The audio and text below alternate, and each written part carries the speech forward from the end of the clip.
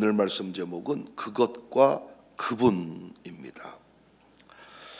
이 시대의 하나님 나라의 일에 물질로 헌신할 목적을 가지고 거부가 되기를 원하는 신자들이, 실업인들이 많이 있습니다. 그런 사람들이 목사한테 기도 부탁을 할 때 꼭 이렇게 말합니다. 목사님, 그것만 잘 되면 반드시 하나님 나라 확장을 위해 사용하겠습니다. 정말 이럴 때 목사의 기도가 간절해집니다. 왜냐하면 그가 헌신한 것들이 있어요. 틀림없이 그것만 풀리면 와, 하나님 나라 확장을 위해 아주 한 뭉탱이를 내놓을 것 같아서, 하나님 그것이 좀 풀려야 쓰겠습니다. 그것이 좀 되게 해주세요. 이를테면 그것이 많은 걸 포함해요. 뭐 보상받기로 했다든가, 뭐가 지금 뭐 투자해놨다든가, 뭐 어디 뭐 해양수가 뭐 터진다든가, 하여튼 뭐 있잖아요, 그런 거. 문제는 그것이 오랫동안 응답이 되지를 않아요. 한 달이 지나고 1년이 지나고 정한 시간이 한참 넘었는데도 이루어질 기미가 보이질 않아요. 문제는 이때 함께 기도했던 목사와 기도를 부탁했던 그 사람이 흔들린다는 사실입니다. 여기서 우리는 분명히 짚고 넘어갈 필요가 있어요. 기도했던 목사와 기도를 부탁했던 그 사람의 중심축이 뭐냐는 거예요. 중심축이 그것인가 그분인가. 어떤 경우는 자녀의 입시, 자녀의 결혼, 자신의 승진을 놓고 기도합니다. 목사님 그걸 놓고 기도해 달라는 거예요. 물론 다 하나님의 영광을 위하여, 하나님 나라 확장을 위하여 다 구하는 것이라고 합니다. 놀랍게 자신이 원하는 대로, 기도했던 대로 안 될 때가 있어요. 남의 집 새끼들은 다 장가를 가고 시집을 가는데 내 새끼들은 장가를 못 가고 시집을 못 갑니다. 안 간 것인지 못 간 것인지 모르지만은 하여튼 결혼도 안 되고 입시도 안 되고 승진도 안 되고, 이때 뭐 한다? 흔들린다. 그래서 묻고 싶은 거예요. 당신의 신앙 축이 무엇인가? 하나님이 축인가? 아니면 그것이 축인가? 하나님의 영광을 위하여 구한 건 맞는가? 하나님 영광 얘기했는데 하나님 영광을 위해 구한 건 맞는가?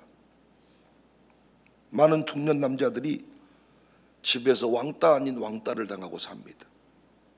일과 직장, 친구에게 집중한 나머지 가족과의 관계를 소홀히 한 것이지요. 가족으로부터 버림받은 것과 같은 남자들이 내가 무엇을 잘못했는가? 내가 너희를 위해서, 우리 모든 식구들을 위해서, 아들, 딸들을 위해서 그런 것이지 나만 잘 먹고 잘 살라고 그랬냐? 라고 소리를 칩니다. 이런 경우도 있습니다. 여자가 남편에게 배신을 당합니다. 남자가 다른 사랑을 찾아서 떠나버린 거예요.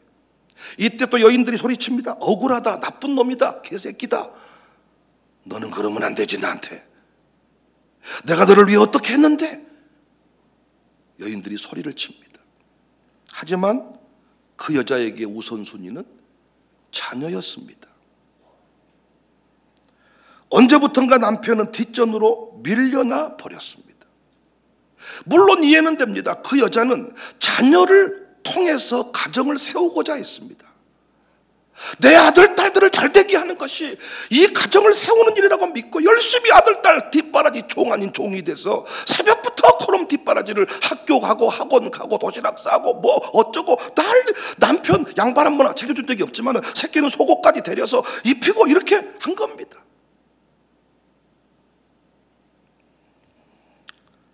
가정은 부부가 세워질 때 자녀가 세워지는 법인데, 이 여자는 자식을 세우는 것이 가정을 세우는 것이라고 믿었던 거죠. 그러니까 축이 흔들린 거예요. 남편이, 아버지가 중심축이 되도록 해야 되는데 아들을, 딸을 중심축에 세우니까 가정이 깨져버린 겁니다. 신앙도 마찬가지입니다. 그분 외에 다른 그것이 중심축이 되었다면 빗나간 신앙이고 빗나간 인생입니다. 가만히 보니까 그것을 구했는데 그것에 대한 응답이 없을 때 크게 두 가지 반응이 나타나더라고요. 하나는 교회와 하나님을 떠나서 영적 방황에 들어갑니다. 믿어도 안 되는구나. 나 그만 믿을랍니다. 교회 옮길랍니다. 두 번째는 왜 그럴까 원인을 따지면서 생각을 하더라고요. 생각을 해보는 거예요. 왜 안 되는 거야? 아니, 다른 사람은 다 된다는데 왜 나는 응답이 없는 거야? 내 새끼는 왜 안 풀리는 거야? 왜 우리 집 그 뒷산은 개발이 안 되는 거야? 제가 가장 그래도 좋아하는 게 뭐냐? 두 번째, 감사까지는 안 나올지라도 따져봐야지. 하나님 똑같이 믿고 사는데 왜 내 새끼는 안 풀리는 겁니까? 하나님, 왜 내 질병은 안 낫는 겁니까? 왜 우리 교인들의 사업은 안 풀리는 겁니까? 라고 물어보는 겁니다. 따지듯이 물어보는 겁니다. 그렇게 따지듯이 묻고 고민을 하면요, 여러분 동의하실 겁니다. 반드시 회개로 이어집니다. 그것을 구하는 자신이 욕심에 붙들려 있었다는 것을 확인할 수가 있습니다. 오늘 본문에 베데스다 못가에 놓인 38년 된 병자가 나옵니다. 우리도 순례길 중에 이 못을 보고 왔거든요. 성문으로 들어가서 이 못을 보았어요. 지금 물이 다 말라 있었지만 당시에는 여기 온천수 같은 따뜻한 물이 이렇게 나오고 수증기 같은 것이 쫙 이렇게 올라오는 그런 간헐천이라고 하니까 한 번씩 물이 동한단 말이에요.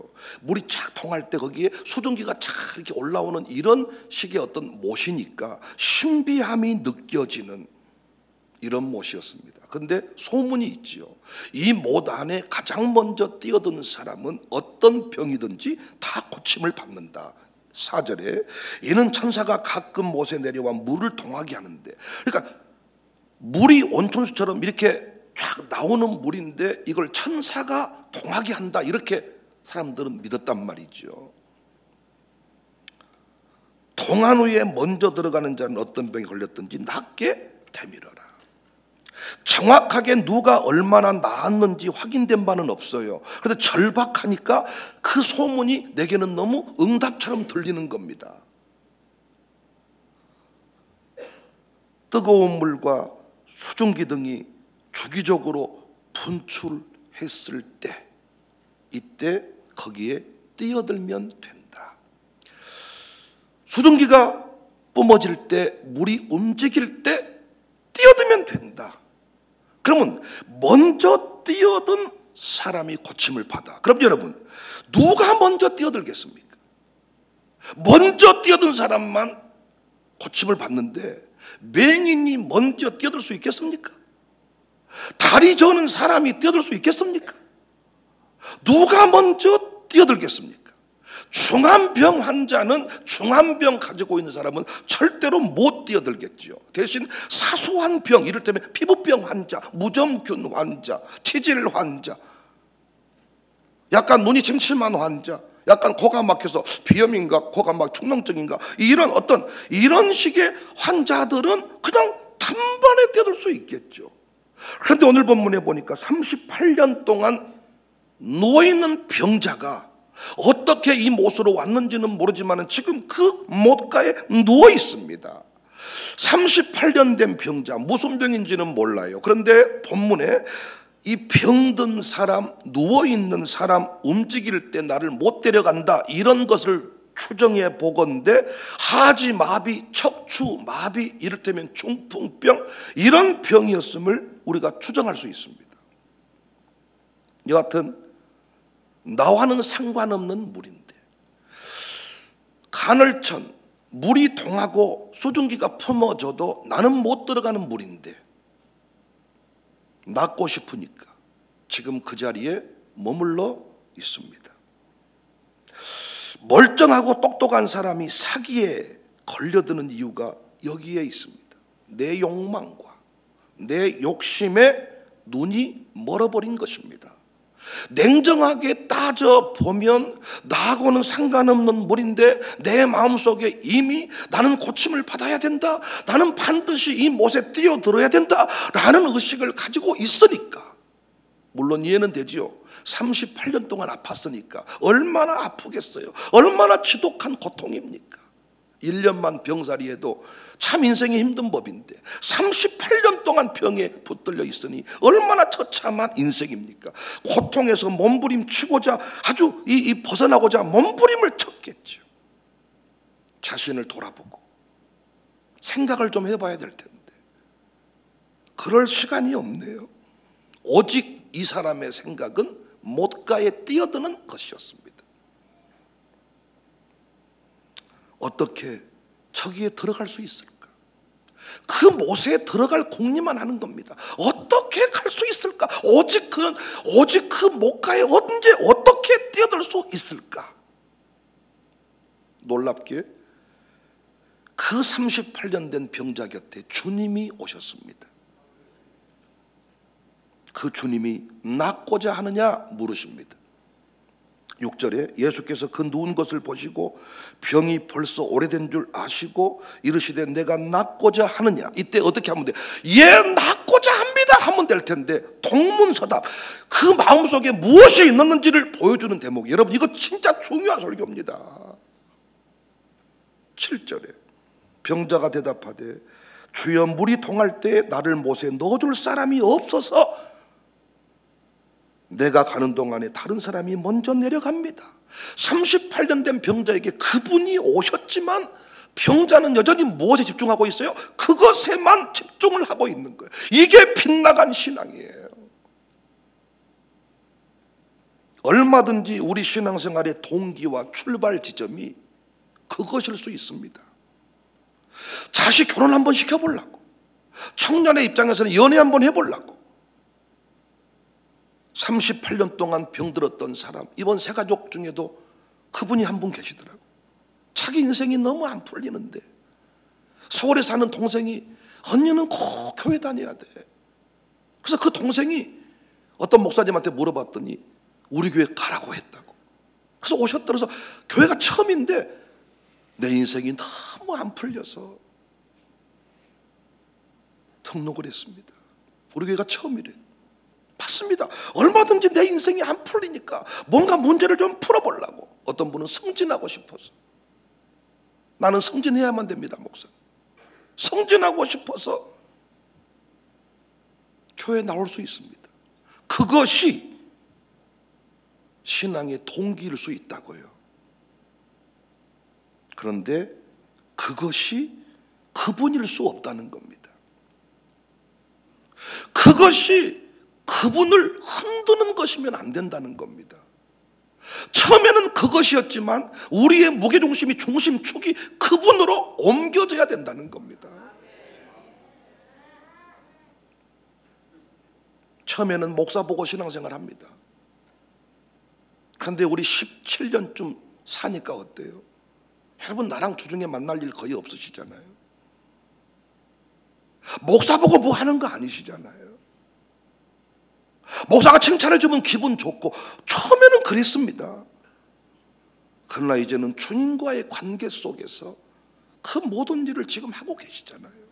저도 마찬가지 아닙니까?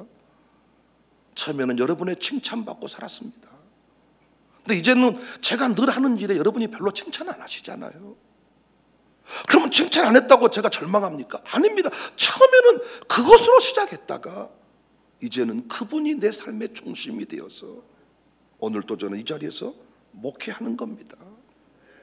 사랑하는 여러분, 꼭 부자여야만, 멀쩡한 몸이어야만, 좋은 대학에 들어가야만 되는 것이 아니에요.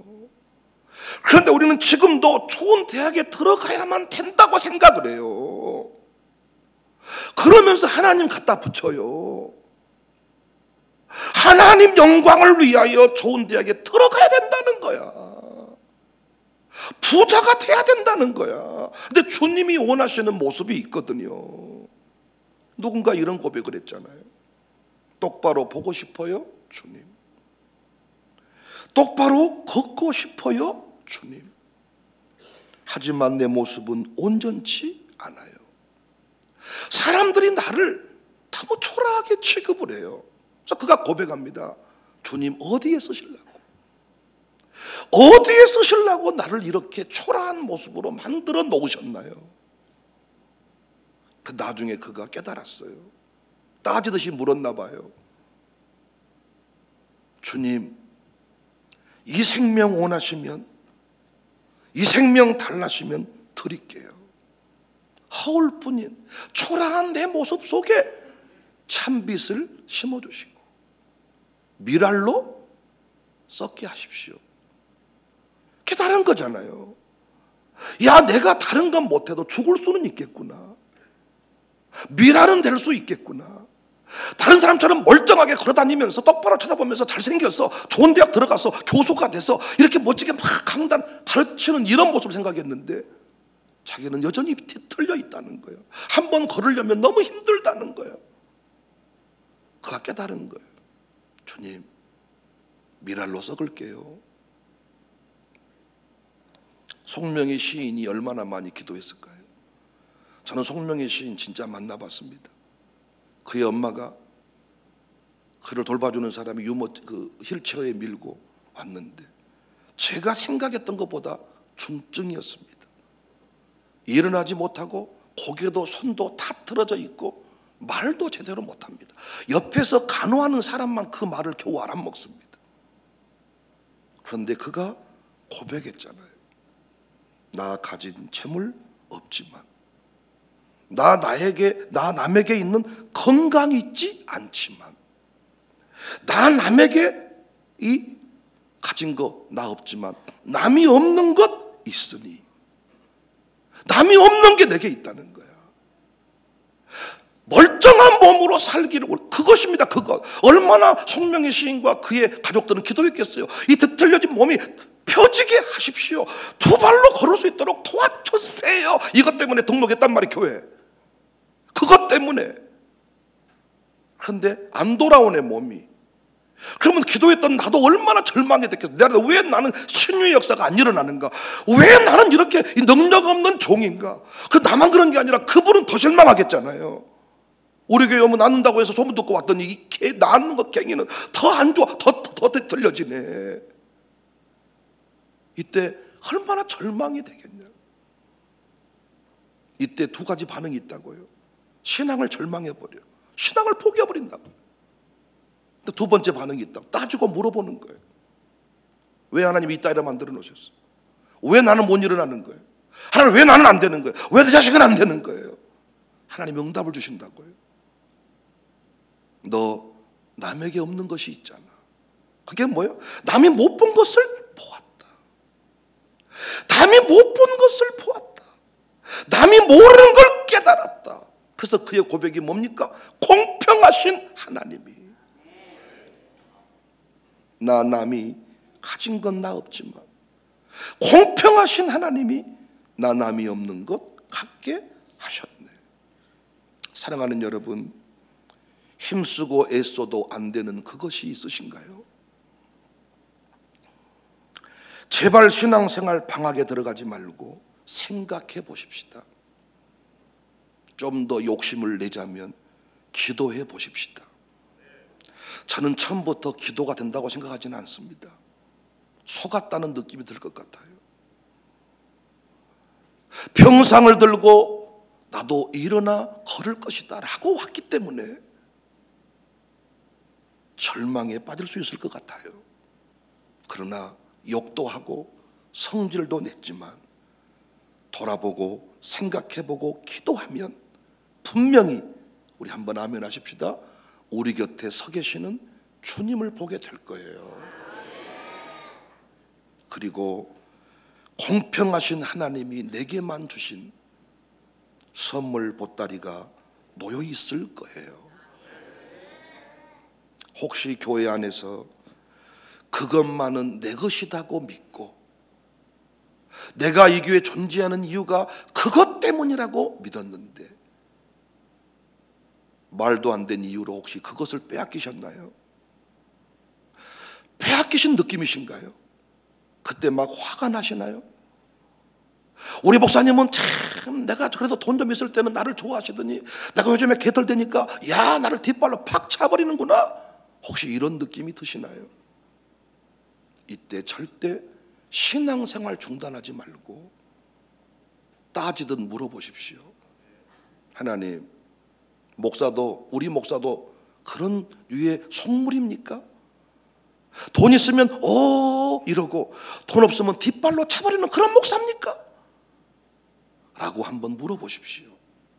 그러면 여러분 틀림없이 하나님이 나를 가장 잘되게 하시려고, 나를 빛나게 하시려고 분명히 나를 사랑하셔서 지금 그 자리에 세워두었음을 알 수 있게 될 것입니다. 그래서 목사가 시험 드는 사람 신방 다니는 거 별 의미 없습니다. 그 사람은 그 패턴이 반복이 되니까요.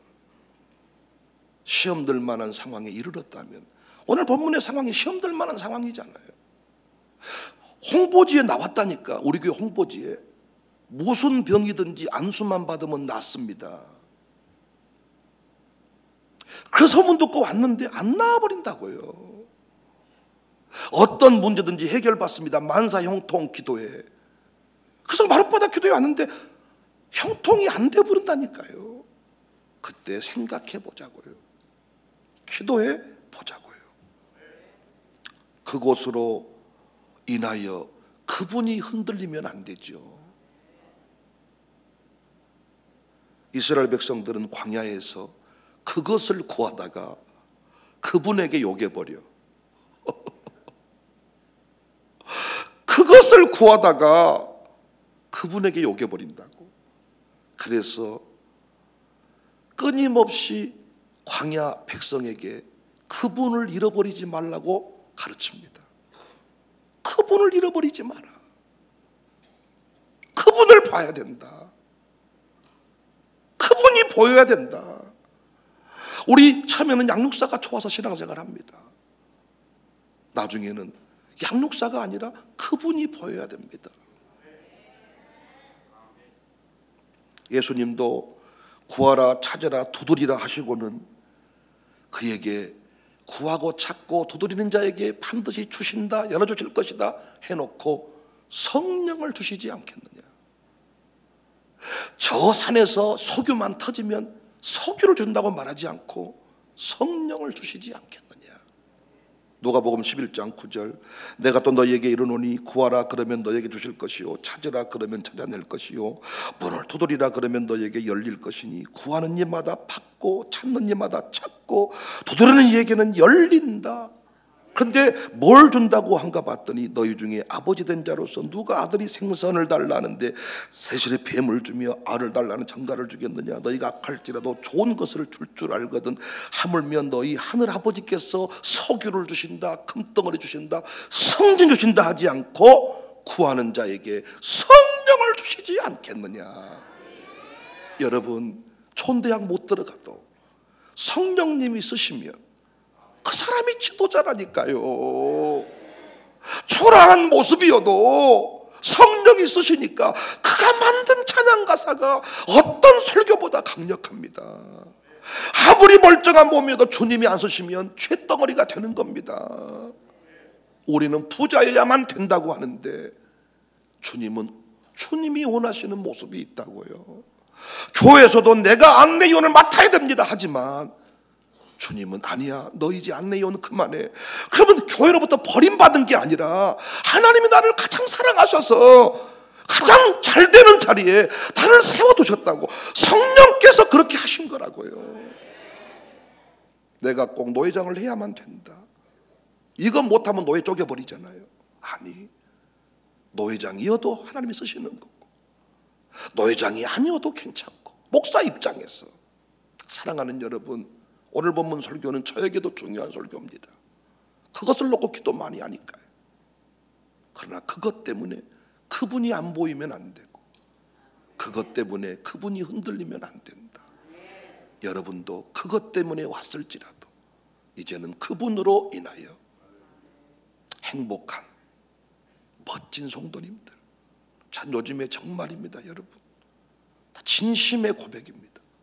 여러분 한 분 한 분을 생각할 때 난 진짜 멋지다는 생각을 많이 합니다. 요즘에 시차도 조금 적응 안 돼서 새벽 2시면 항상 눈이 떠지는데 눈 떠서 항상 생각합니다. 그럼 생각하면 화가 나는 게 아니라 진짜 어쩌다가 나는 이런 멋진 교회를 만났을까? 저의 가슴의 고백입니다. 여러분 진짜 멋지신 분이에요. 계속해서 그 멋진 모습으로 부흥 미션 세계 열방 손에 손을 잡고 감당하는 주인공이 됩시다.